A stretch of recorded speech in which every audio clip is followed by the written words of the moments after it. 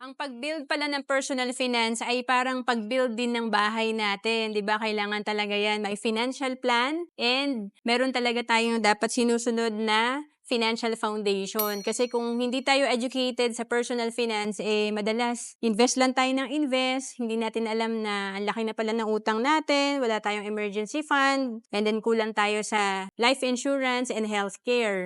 And hindi maganda yung cash flow natin. Kaya ang nangyayari sa financial foundation natin, mahina or weak ang ating financial foundation. Kaya importante talaga mag-invest tayo sa financial education. Kasi dito ko rin nalaman yung tamang pag-build ng personal finance. Kahit accountant ako, wala akong alam talaga kung paano mag-invest, na importante rin pala may insurance.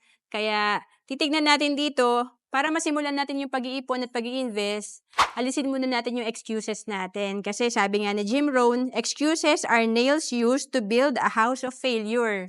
Siyempre, wala naman nagplanong mag-fail, pero kaya pala nagfe-fail tayo sa personal finance dahil wala tayong plano at nakikinig lang tayo sa excuses natin. So, gawin natin yung excuse natin na reason para ma-motivate tayo mag-ipon. Kagaya ng kung ang excuse mo ay wala kang oras, and ito yung magmo-motivate sa'yo para mag-ipon ka, para makapagnegosyo ka at magkaroon ka ng time freedom. To know more about savings and investment, message mo na ako sa FB, Roan Celis Capistrano.